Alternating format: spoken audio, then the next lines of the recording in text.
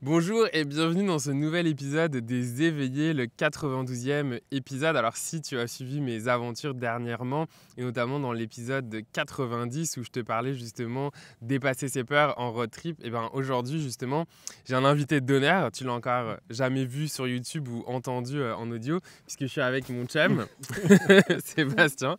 Fait que c'est la première expérience où on fait en tout cas quelque chose ensemble sur les réseaux. Mais c'était hyper important pour moi parce qu'on a justement vécu cette aventure ensemble. Donc, je te remets le contexte, si tu n'as pas écouté l'épisode 90. On est parti dans le fond. On a fait un road trip, donc une expérience finalement de voyage en van en fait, de Montréal jusque pour faire le tour de la Gaspésie. Puis il nous est arrivé pas mal d'aventures. Alors le contexte de l'épisode, pourquoi j'ai demandé à mon chum en fait d'être avec moi aujourd'hui, tout simplement parce que c'est une aventure qu'on a vécue ensemble, puis on a vécu à la fois des expériences individuelles, mais on a aussi vécu des expériences en tant que couple justement où c'est venu nous chercher. Puis l'autre chose également, c'est justement pourquoi aussi j'amène cet épisode-là, ce thème-là dans le podcast, c'est parce que en fait une telle expérience, ça vient tellement en fait te sortir de ta zone de confort vraiment à tous les jours, parce qu'à tous les jours, il faut que tu retrouves un endroit pour dormir, qu'est-ce qu'on va manger, quoi d'autre, c'est quoi tous les choses finalement, tous les choix qu'on devait faire au quotidien qui nous sortaient finalement à chaque fois de nos zones de confort. Donc d'abord, merci. Merci de me faire participer pour la première fois à ton podcast. Je suis ravi. Et donc oui, l'expérience, c'est intéressant de la partager parce que je pense qu'on n'a vraiment pas vécu la même chose. Ouais. Mais on va dire qu'il y a clairement une constante, c'est que quand on est sur la route tous les jours et qu'on est sorti comme ça de notre quotidien, de notre appartement, de notre routine, forcément, il faut tout réinventer. Il faut se poser les questions de où est-ce qu'on va dormir ce soir, où est-ce qu'on mange, qu'est-ce qu'on mange. Bon, ça, c'est une question qu'on peut avoir à la C'est vrai. maison, mais comment on fait cuire, et puis même des besoins beaucoup plus fondamentaux, on est clairement directement exposé à des choix et à des choses beaucoup plus bas niveau, donc la fatigue, etc., qui entrent en ligne de compte. Ouais. Sachant qu'à préciser, on était dans un Dodge Caravan en fait qu'on a comme converti en van. Ça veut dire quoi? Ça veut dire tout simplement que quand il dit les besoins primaires, tout simplement prendre une douche, aller à la salle de bain, aux toilettes, tout ça, c'est des choses qui doivent donc s'organiser. Alors même si on est des hommes, on peut aller faire pipi dans la nature, mais pour, bref, tu vois ce que je veux dire, tu sais, c'est comme un peu plus complexe, donc ça demande vraiment de s'accueillir. Fait que là, tu le vois pas forcément, enfin, en tout cas, tu vois bien qu'on est dans la nature. On enregistre l'épisode, là, on est dans le camping, dans le fond du parc Forillon, donc qui est vraiment à la pointe de la Gaspésie, juste pour te mettre un petit peu de contexte. Mhm. Et l'enregistrement de l'épisode, il est important pour nous parce qu'on a enfin, en tout cas, il nous reste quelques kilomètres à parcourir, mettons, mais on a réussi à terminer du coup, Notre tour. notre tour. Donc pourquoi je te dis notre tour? Parce qu'il y a eu des péripéties. Il y en a eu, mettons quoi, deux, trois, les Non, on va grandes. dire il y a les grandes péripéties, c'est, si je peux Ouais, vas-y. raconter.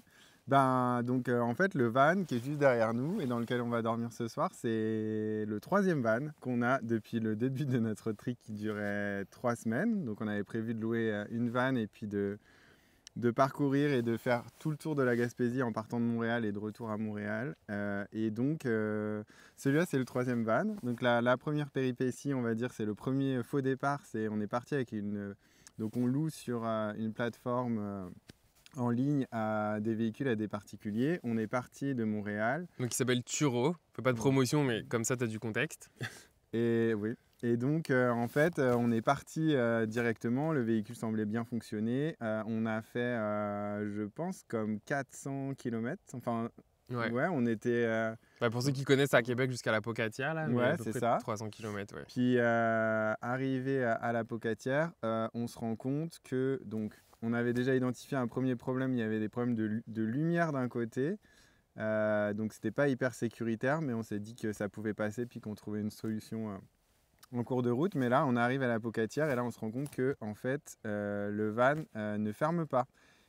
Quand on ferme l'ensemble du véhicule, il y a une des portes latérales qui reste en permanence ouverte et impossible à fermer ni automatiquement ni manuellement. Donc là, en fait, c'est la première déconvenue. Il est 21h30, je crois, le premier jour où on est parti. Et là, en gros, on dit, bah, c'est pas possible, on peut pas continuer comme ça. Donc là, on appelle la plateforme, on appelle le propriétaire et on dit, bah, ça marche pas pour nous. Donc, retour à la case départ, retour à Montréal sur les coups de 2h du matin, parce qu'il y avait bien 4-5 heures de route pour revenir jusque chez nous. Ouais. Ça, c'était le premier faux départ. Donc là, déjà, tout... ouais, non, exact. Mais déjà, tout aurait pu s'arrêter déjà là. Hein. On aurait pu se dire, bon, bah, laisse tomber, on laisse tomber, etc. Puis, bah, non, déjà, première étape de la vie, on n'a pas laissé tomber. Puis, on a retrouvé un autre van toujours sur l'application. Je sais plus, peut-être qu'on s'est laissé comme un... Même pas maintenant, en fait, on est reparti dès le lendemain, je crois. Qu'est-ce qu'on a fait? On s'est dit, on dort à la maison la nuit. Bah, clairement, la première nuit, on est arrivé tard, vers 3h du matin. Il fallait rendre la vanne et revenir chez nous. Donc je pense qu'on est reparti le lendemain. Et là, on a dû repartir. C'était il n'y a pas si longtemps, mais j'ai déjà des doutes. Bon, mettons, je pense qu'on est quand même reparti le lendemain ou un truc comme ça. Fait que là, donc, on part avec la deuxième vanne. Donc on repart à Montréal, Rimouski, on continue notre périple, donc vraiment en montant par le haut de la Gaspésie. Puis bon, on va quand même faire court, hein, juste pour partager les péripéties. Mais là, ce qui se passe, c'est arriver à peu près à Rivière-au-Renard. Ouais, précisément, Rivière-au-Renard, qui est très proche finalement de là où on est aujourd'hui, donc vraiment pas loin de la pointe de la Gaspésie. Donc à la moitié à peu près de notre périple. Donc là, on s'arrête sur un stationnement. Et non, là... attends, tu vas trop vite. Non, parce qu'il y a eu plein de péripéties. Première péripétie, conduire dans ces endroits-là. Donc c'est moi qui conduisais. Laisse tomber, j'ai cru que j'avais pété un câble parce que en gros, ça monte, ça descend. Puis comme on dit au Québec, bah, moi, je lâchais pas les breaks. Donc en gros, pour les Français qui écoutent, en fait, ça monte et ça descend énormément. Donc forcément, je freinais beaucoup. Puis là, en gros, ça a commencé à sentir le plastique puis à fumer. Puis à un moment donné, on s'est comme arrêté. Et là, en fait, genre, ça fumait beaucoup et ça pue le plastique. Fait que moi, j'avais peur de casser la voiture, quoi. Fait que là, on est reparti finalement pour aller voir un garagiste qui était pas très loin pour se rassurer, quoi. Ouais, savoir ce que c'était, s'il y avait vraiment un problème mécanique. Nous, on pensait aux freins, clairement, parce qu'il y avait une utilisation intensive. Mais on ne savait pas s'il y avait un problème et la voiture fumait, donc c'est toujours inquiétant. et donc là, arrivé dans la station-service, on trouve quelqu'un qui s'y connaît un peu. Le garagiste, lui, le mécanicien, il était parti, il était trop tard. Et donc là, la fille, elle nous dit non, mais faut juste lâcher les breaks.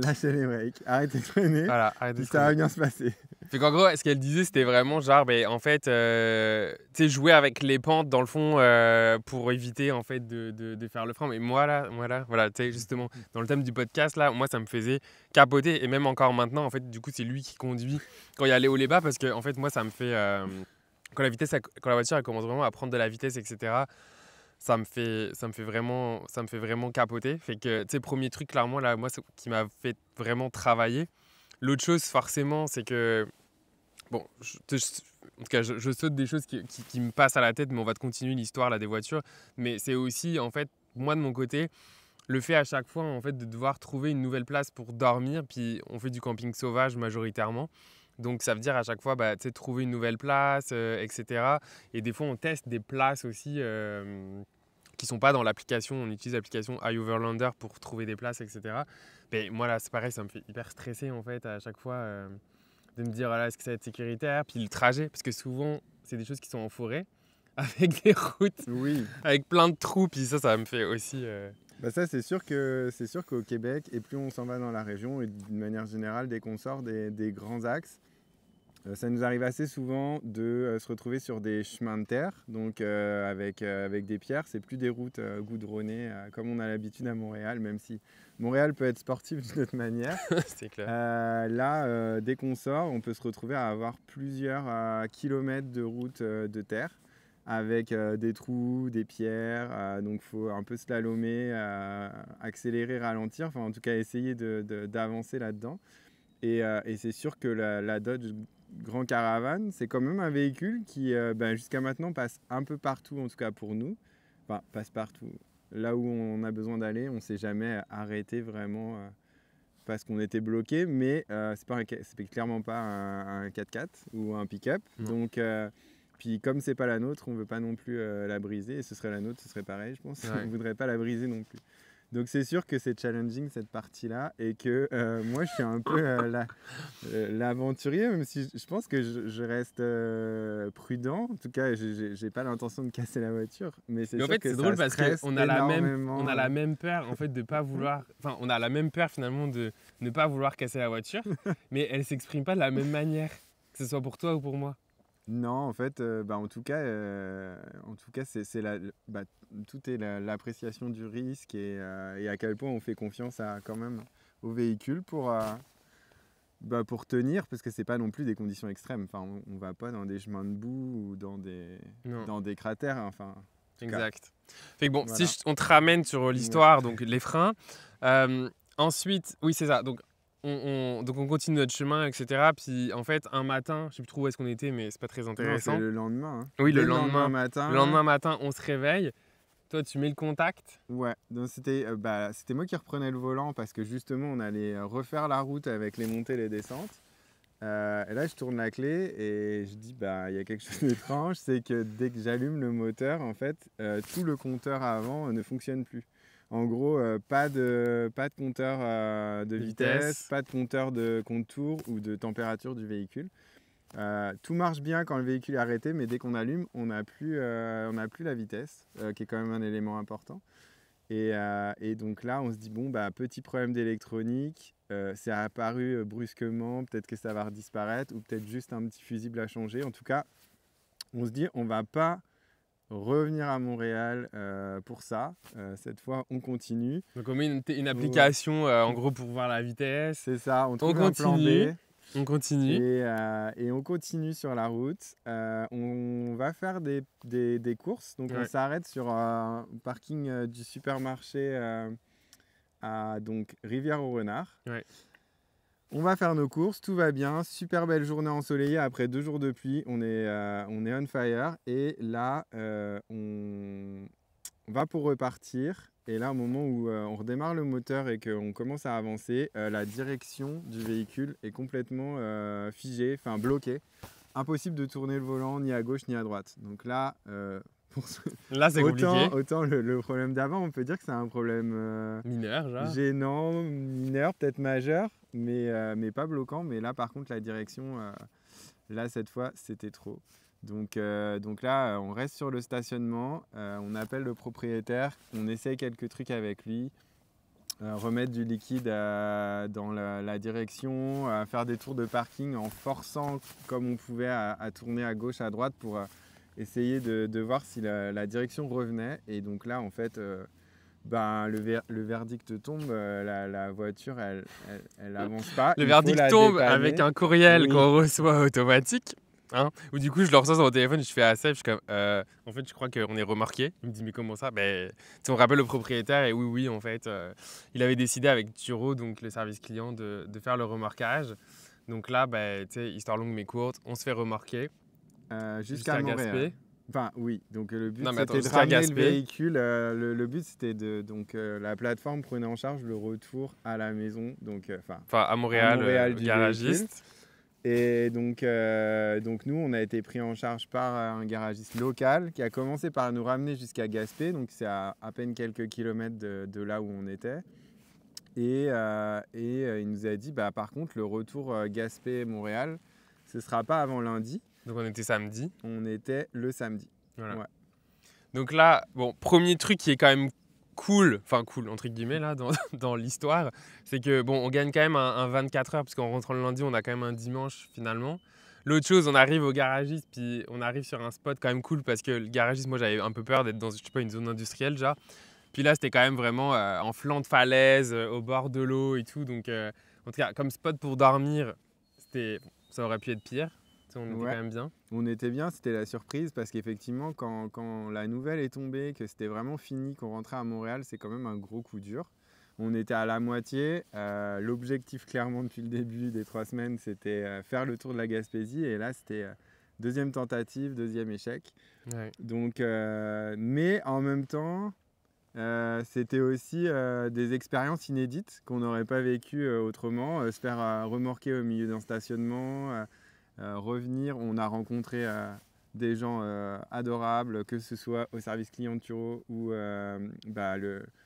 Le garagiste, le garagiste, en celui tout cas, nous a qui nous a remorqué. remorqués, des gens super gentils, qui sont habitués à gérer en plus des situations assez Mm. stressantes et des gens, je pense, assez nerveux, on va dire, et donc hyper bienveillants. Donc c'était Ouais. cool. Puis on était quand même à comme 25 minutes à pied en fait du centre de Gaspé, fait que tu sais, c'est cool, on a pu faire un resto quand même le samedi soir, pas se laisser Oui. déprimer parce qu'il Abattre. y aurait eu toutes les raisons du monde. Puis aussi ce qui s'est passé en fait, c'est qu'elle nous a dit ah ben il y a un loueur de vélo en fait si vous avez besoin. Puis là on s'est dit ah bah trop bien, on va se faire en fait Gaspé, le parc Forillon en vélo. Donc on a loué en fait des vélos électriques pour que le lendemain en fait on puisse partir à l'aventure. Et c'est vraiment l'aventure, le mot est employé dans le sens strict du terme. Pourquoi? Parce que on part trop bien et tout. Quand même une belle journée avec du vent. Retiens le vent, tu vas comprendre pourquoi. On y va, etc. Puis au bout de, je ne sais plus trop le kilomètre là, c'est pas très important, mais en gros, à un moment donné, je crève. Enfin, c'est lui qui me dit je crève si je commence à entendre un bruit bizarre. Je suis comme, ben là, est-ce que c'est la batterie en fait du vélo, tu sais, qui fait gling gling? Et là, il me dit, je crois que t'as crevé. J'étais comme, putain, c'est pas possible. Et là, tu sais, c'est aussi là où je veux t'amener dans qu'est-ce qu'on te raconte, parce que tu sais, on te raconte pas juste notre vie pour notre vie. Le titre de l'épisode, c'est Aventure et résilience. Là, ben, tu sais, t'inquiète que la résilience, je pense on l'a vécu. Puis moi, là, je te jure, j'ai cru que j'avais envie de pleurer. J'étais comme, putain, c'est pas possible. Mais c'est pour ça que je dis résilience, parce que aussi, c'est la perspective. En fait, on pourrait très bien dire en fait on a eu que des malheurs, c'était horrible et tout, mais finalement ensemble on dit on est chanceux parce qu'en fait à chaque fois qu'on a vécu des Galères. galères, on a toujours été soutenus, Ouais. mettons par la vie au travers des gens qu'on a rencontrés. Et donc là je crève et juste une dame arrive sur la gauche avec son chien et qui habitait juste en face. Elle nous a aidés, elle avait un compresseur à air pour qu'on on voit que le pneu il était mort là littéralement. Et du coup, elle nous a hébergés le temps que j'appelle le propriétaire en fait, des loueurs de vélo pour qu'il accepte du coup de venir nous aider. Donc, il a accepté de venir nous aider. Pendant ce temps, on a trop jasé avec la dame qui nous a accueillis, mais trop gentil. Merci Guylaine de nous avoir accueillis. On a mangé dans sa comme véranda intérieure là, au chaud, parce qu'on a quand même attendu 2-3 heures là, le temps qu'il arrive. Donc trop cool. Et là, tu sais, c'est comme si on a été immergés parce que tu sais, on est résident permanent là, donc on n'est pas québécois, mais là c'est comme si on était immergé dans la culture locale. Tu sais, elle est comme gaspésienne, on a jasé, il y a sa sœur qui est arrivée. Enfin, en fait, c'était vraiment finalement une bonne expérience. Ouais, et puis c'est vrai que parfois, finalement, quand on fait un road trip, on est beaucoup ensemble, on est beaucoup tous les deux, mais Ouais. il n'y a pas toujours les situations qui font qu'on rencontre les locaux dans leur quotidien. Donc là, en fait, c'était vraiment l'occasion de savoir ce que c'était la vie en Gaspésie à l'année longue, parce que Continue, c'est nature clairement... peinture, pour ceux qui m'écoutent, je vais rebrancher mon ordinateur. Donc tu peux continuer. Je continue, ok. Donc oui, en fait, ça a été l'occasion de discuter, et parce que nous, en tant que touristes, on découvre la Gaspésie à la belle saison. Donc l'été, ou enfin la belle saison printemps-été, même si nous, on est limite hors saison, on est vraiment très tôt dans la saison, et la pleine saison, c'est juillet-août. On a pu savoir ce que c'était que vivre en gros 8-9 mois d'hiver, 8-9 mois de neige. Déjà à Montréal, on se plaint à la fin de l'hiver que c'est long, mais ici c'est vraiment une autre expérience. Est-ce que c'est bon? Ouais. C'est branché? Non, mais ça va aller. D'accord. Parce que le micro, il est branché là où il faut brancher. Okay. Écoute, ça fait partie du continue. truc, on est dans la nature, hein, Ouais. on est sur une table de camping là. Tu sais quoi, je vais te montrer Ça sur va peut-être YouTube. s'arrêter. Regarde, juste comme ça tu vois où est-ce qu'on est. Voilà, on a une magnifique vue. On parlait de la vanne. Chut, j'espère que je vais pas te donner mal au cœur. Elle est juste derrière. Voilà. On te ramène. Mon cœur, je m'excuse, je sais plus qu'est-ce que tu racontais. Non, moi j'avais terminé. Okay. Enfin, en tout cas, on parlait de l'épisode. Ok. Et donc là, le pneu je sais plus comment il s'appelait, mais le gars du vélo, il arrive, il nous embarque dans sa voiture avec sa femme et ses enfants pour nous amener un peu plus loin. Mettons, ça s'appelle Penouille, pour qu'ils puissent en fait réparer le vélo. Nous, on part faire une randonnée pendant ce temps. Et là, bon, on accélère un petit peu l'histoire, mais voilà, on reprend nos vélos, on continue, etc. Donc, on est arrivé. Moi, j'en pouvais plus. Puisque même avec l'électricité, là, il y avait du vent, c'était fatigant. Et pourquoi le vent? Ok, on y vient. Le retour. Mais laisse tomber. On avait, je crois que c'était comme 53 km/h dans la face. Et même avec le vélo électrique à la vitesse 5, je vais parler pour moi, j'en pouvais plus. J'en pouvais plus. Fait qu'à un moment donné, Seb est quand même un peu plus sportif que moi, là. En tout cas, il fait plus de Bixi à Montréal que moi, clairement, je te le dis, là. Mais à un moment donné, on se regarde, puis tu sais, il voyait là ma détresse intérieure, puis on se dit juste, ok, tu sais quoi, on fait quoi là? Soit il faut y aller parce qu'en fait, on devait absolument être au garagiste parce qu'il fallait qu'il remorque la voiture pour qu'on parte en fait, que tout soit prêt pour repartir le lendemain à 5 h du matin à Montréal. Tu suis? Ok? Parce qu'il faut suivre. Hein. Et là, du coup, on s'est mis à aller toquer chez les gens. Moi, j'avais jamais fait ça de ma vie. Oh my god, j'avais jamais fait ça de ma vie. Franchement, c'était stressant, mais à un moment donné, quand t'es dans le désespoir, parce que franchement, moi, j'étais dans le désespoir, en tout cas, le nombre de kilomètres qui restait à faire, c'était pas possible. Il restait une trentaine de kilomètres et l'autonomie des véhicules électriques, on nous avait avait plus dit qu'une barre, à 75 km, mais avec le vent de face, en fait, les vélos n'y arrivaient pas non plus et on allait être vide de batterie avant d'être de retour clairement au départ. Donc là, on se met à toquer. Première porte, le gars super sympa, il dit bah non, là je viens d'arriver, je suis chez ma mère, etc. Allez voir à côté, il y a mon frère. On va chez le frère, ah bah non, désolé, là j'ai pas encore soupé, etc. Bon, c'est correct, là je veux dire, on le sait bien, on demandait un lift quoi. Et là, on va chez l'autre personne, Gilles. Ouais. Je sais même pas si tu écouteras un jour cet épisode là, en tout cas, merci beaucoup Gilles, qui a accepté de nous faire un lift. Okay, donc c'est-à-dire qu'on a mis nos vélos, il avait un pick-up dans le pick-up et il nous a amenés donc jusqu'à la traverse, ça s'appelle, donc en fait vraiment très près en fait de là où on était. Et là mais merci la vie parce que là encore dans cette galère, tu sais, il y aurait pu y avoir plein de choix possibles, mais nous on a fait ce choix-là en fait de un peu de mettre notre ego de côté là, d'aller demander de l'aide. Moi j'en pouvais plus parce que aussi après il fallait encore faire une montée. Et là, je pense que j'y serais jamais allé rêver. Déjà, moi, j'ai fini en poussant mon vélo. Tu te rappelles? Tu m'attendais, il se demandait mais qu'est-ce qu'il faut, est-ce qu'il est tombé, machin, etc. Non, c'est juste que je poussais mon vélo, j'en pouvais plus. Donc, c'est ça. On a réussi. On est revenu jusqu'au point de départ, donc jusqu'à là où la voiture était garée au garagiste. Voilà. Et donc là, maintenant, il fallait monter la voiture... sur comment ça s'appelle déjà le truc là, le trailer. Voilà, le trailer. Pour le donc, ramener une remorque à Montréal, en gros. sur la remorque. Et donc on a dormi dans le van sur la remorque. C'est ça. Et c'est ça, mini péripétie là, quand la voiture elle est montée, on s'est rendu compte qu'on pouvait plus ouvrir les portes. Là on s'est dit oh putain, heureusement il a pu nous ouvrir un truc juste pour ouvrir les portes d'un côté parce que là ça aurait été quand même assez drôle. Une nuit sur le parking et une nuit dans la voiture sur la remorque. Ouais. Donc là, le lendemain matin, 5 h du matin, ça pique. Retour avec Eric, adorable, my god, adorable, parce qu'on a quand même passé 11 heures. On est passé à 5 h, on est arrivé à Longueuil, il était 16 h si je dis pas de conneries. Ouais. Donc le trajet, enfin bref, super, on est passé par l'intérieur de la Gaspésie, on a vu des chevreuils, un ours, bref, trop bien. Et là, on se dit, bon, on fait quoi? Parce que là, je te le dis, moi j'avoue, j'étais quand même tanné. Seb, il me dit, non, on n'abandonne pas, franchement, on pourrait regarder un autre et tout. Bon, moi sur le moment, j'étais comme, non, je peux plus, je suis pas capable et tout, j'en ai marre. On avait déjà... Il me convainc, moi aussi je réfléchis, j'avance. Et finalement, on loue, avec le propriétaire, on échange donc, du véhicule qu'on ramenait. Et en fait, il en avait un, bref, pareil, j'accélère un peu, mais on avait un autre, fait que du coup, on s'arrange avec lui pour louer son autre Dodge. Fait qu'on arrive à Longueuil, on pose le véhicule, le gars nous pose au métro, on remonte le métro jusqu'à Laval, on va voir le gars, il nous donne son autre Dodge pour qu'on retourne à Longueuil, on change nos stocks, on rentre chez nous, on dort quand même une nuit là parce qu'il faut un peu se poser. Et on repart le lendemain. Voilà, donc là... Et nous voilà avec ce Dodge là et cette aventure ici pour faire ce podcast là. C'est ça, donc là on décide...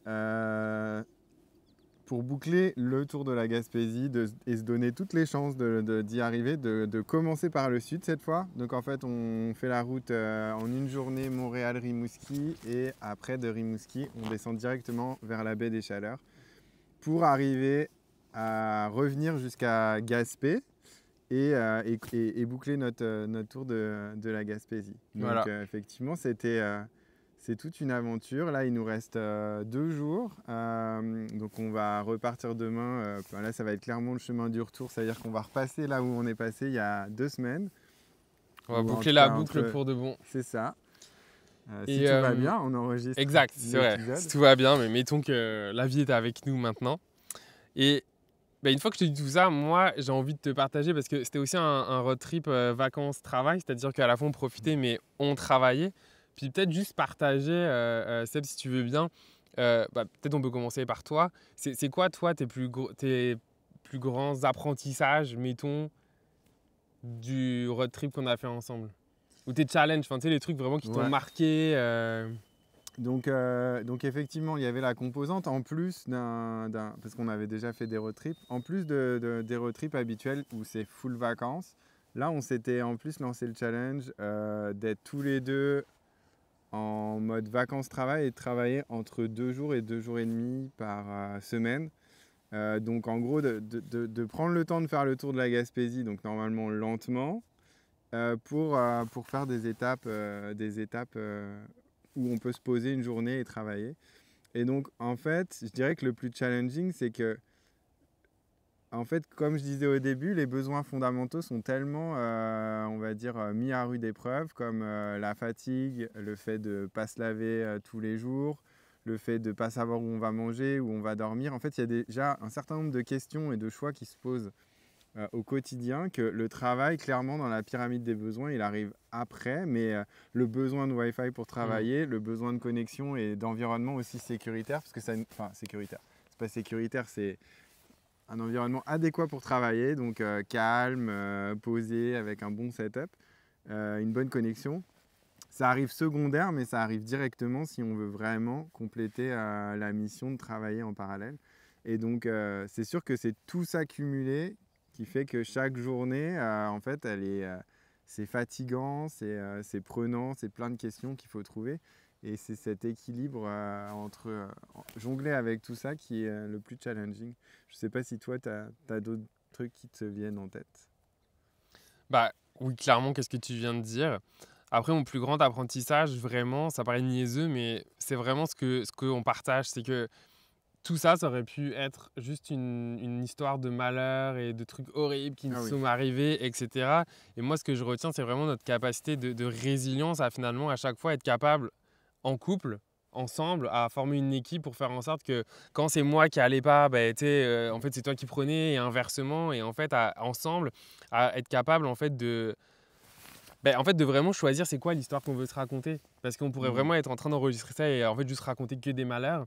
Alors qu'en fait, on prend vraiment le prise. Puis c'est pas une histoire qu'on se raconte dans le sens où on se voile la face. Non, c'est vraiment en fait qu'il y a des faits. Puis nous, on a décidé de le voir comme étant chanceux parce que finalement, dans tout ce qui nous est arrivé, à chaque fois, on a eu de l'aide, à chaque fois, on a rebondi. Et finalement, on a demandé à la vie une aventure. Ah ben, en tout cas, je pense qu'on Ouais, a été on a été servi. servi. Clairement, c'était l'objectif de partir à l'aventure, de tester, de voir les challenges que ça nous apportait et de voir comment, justement, confronté à toutes ces conditions nouvelles, on s'en sortait. Et je pense qu'on s'en est quand même pas pire sorti. Il y a eu Ouais. clairement des périodes où ça a craqué, où on s'est Ouais. engueulé. Parce que, tu sais, 3 semaines, mettons, même si on va rester sur 3 semaines, même s'il y a eu les allers-retours, etc., ensemble, dans un van, dans un van, hein, donc c'est une pièce, hein, puis une pièce, c'est un grand mot, là, on est l'un sur l'autre, on fait tout ensemble, etc. Donc forcément, il y a des moments où, c'est ce que je disais à un moment donné, je fais, putain, c'est fou à quel point on peut aimer quelqu'un et en même temps le haïr. Moi, je suis vraiment passé par ces deux-là, des trucs niaiseux de genre, parce que Seb, il est assez... en tout cas, par exemple, tu sais, quand on se gare, il faut que ça soit bien. Mais moi, j'avoue, je suis un peu moins regardant. Tu sais, ça peut être un peu moins bien. Donc, quand on a l'énergie, on est capable de s'accueillir avec amour, tu sais, tout le blabla qu'on se raconte. Mais on va se le dire là, hein, quand on n'a pas les batteries suffisantes, je t'assure que je suis pas que amour et lumière là. Il y a des moments où je suis comme crime, j'aurais envie de le tuer là. Puis j'en suis sûr que lui, même s'il le dit pas, ça doit être pareil. Non, c'est Parce sûr que qu'on ça fait partie on de a la vie. comment dire, on a clairement nos forces, nos faiblesses, chacun, et Mhm. on a aussi nos trucs qui trigger direct. Ouais. Donc L'autre. des situations qui trigger direct l'autre, et on est très complémentaires, donc c'est pas les mêmes. Donc il faut effectivement accueillir tout ça. Ça se produit une fois, 2 fois, 3 fois. À la fin, on essaye de mieux réagir à la troisième fois, d'apprendre. Mais clairement, dans les conditions effectivement de fatigue et autres, ou de stress, parce qu'il y a eu quand même toutes Ouais. ces situations apporté beaucoup de stress, c'est pas toujours facile. Mais à la fin, on passe à travers, on grandit et c'est ça finalement Exact. qui est beau et qui nous permet de finalement remplir le contrat Ouais. Puis, de l'aventure. quand tu dis ça, ça me permet aussi de rebondir sur un autre truc de la vie, c'est quand même la détermination. Ça me l'emporte et quand j'ai partagé notre expérience à des amis, beaucoup me l'ont dit. Et en fait, je pense que, tu sais, dans la spiritualité, moi, je crois qu'à un moment donné, je suis tombé dans la spiritualité un peu you-you. C'est-à-dire, genre, ah, mais non, il y a ça, non, mais c'est l'univers, ça veut dire que c'était pas là pour moi. Puis, tu sais, ça, je le dis avec beaucoup d'humilité parce que je m'en rends compte aujourd'hui et grâce à Seb, parce que c'est beaucoup Seb qui m'a quand même poussé dans l'aventure. J'ai appris ça, moi, de cette expérience, de me rendre compte que, oui, la vie, elle peut mettre comment dire, des épreuves sur ton chemin, mais c'est toi qui décides en tout temps de qu'est-ce que tu te racontes sur ces épreuves. Est-ce que tu te racontes que l'univers, il t'envoie ces épreuves parce qu'en fait, c'est pas ça pour toi? Ou est-ce qu'au contraire, la vie, elle vient te challenger, en fait, elle vient te tester pour voir si c'est vraiment ça que tu veux. Et si tu le veux, bah là, la vie, elle va te supporter. Et moi, aujourd'hui, c'est un peu ça que je veux amener aussi dans l'épisode, dans ce qu'on raconte. C'est un des gros apprentissages que j'ai eu grâce à toi, c'est de me rendre compte que en fait, j'étais un peu trop en mode victime, tu sais, genre, ah ben non, il y a ça, c'est que la vie, non, la vie, en fait, elle veut rien, c'est toi qui décides qu'est-ce que tu veux. Puis encore plus quand, si ce que tu veux, c'est l'aventure, comme c'était le cas pour moi, bah la vie, elle m'a testé. Si tu veux de l'aventure, bah tiens, voilà, t'en as de l'aventure, maintenant tu fais quoi avec ça? Est-ce que tu vas chialer?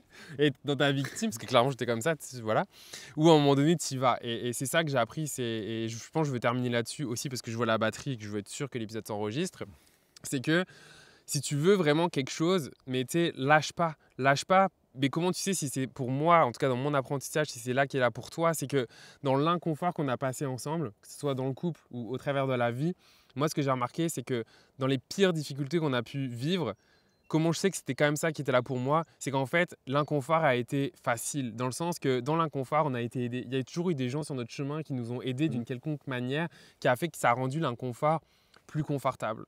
Et donc, de mon expérience aujourd'hui, encore une fois, je dirais toujours, ne prends rien comme vérité de ce que je te dis, hein, suite ta guidance personnelle à toi, mais de ma vérité à moi aujourd'hui, je me rends compte que si c'est pas fait pour toi, tu vas vraiment en chier, grave, personne va t'aider. Quand c'est un truc où du coup, oui, il faut être déterminé, mais que c'est quand même là pour toi, moi j'ai l'impression que la vie, elle t'aide, elle met les bonnes personnes sur le bon chemin.